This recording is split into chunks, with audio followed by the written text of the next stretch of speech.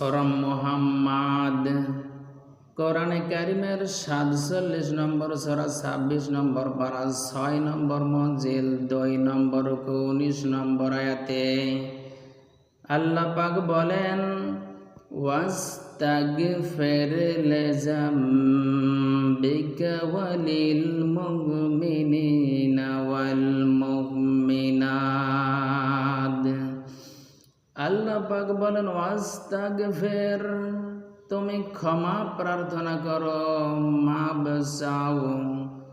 যদিও সম্বোধন করেছেন আল্লাহ মুহাম্মদ রাসূলুল্লাহ সাল্লাল্লাহু আলাইহি ওয়াসাল্লামকে, কিন্তু উদ্দেশ্য হলো তার উম্মতকে শিক্ষা দেওয়ার জন্য। আল্লাহ নিজেই বলেছেন ওয়াস্তাগফির, তুমি আমার নিকট ক্ষমা প্রার্থনা করো, মাফ চাও।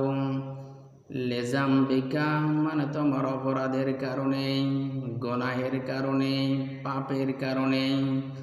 ওয়ালিল মুমিনিনা ওয়াল মুমিনাত,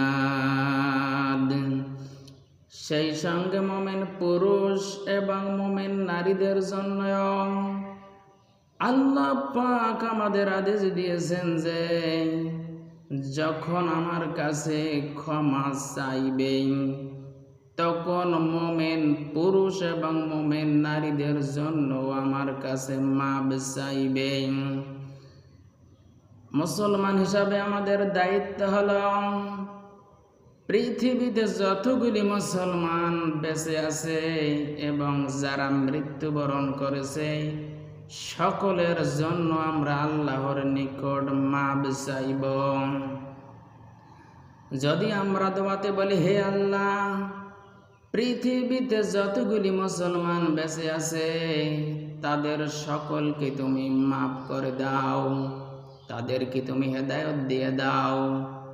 আর যারা মৃত্যুবরণ করেছেন সমস্ত মুসলমানগণকে তুমি মাফ করে দাও কবরের জীবনে। তাহলে কি হবে? যতগুলি মুসলমানের জন্য আমরা দোয়া করলাম তত পরিমাণ সব আল্লাহ আমাদের আমল নামায় দান করবেন।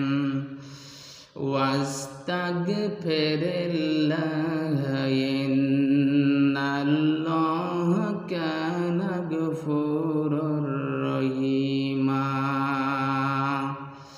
সূরা আন-নিসা কোরআনে কারিমের ৪ নম্বর সূরা ৫ নম্বর পারা প্রথম নম্বর মঞ্জিল ১৬ নম্বর রুকু ১০৬ নম্বর আয়াত আল্লাহ পাক বলেন ওয়াস্তাগফিরিল্লাহ, আমি আল্লাহর নিকট ক্ষমা প্রার্থনা করো।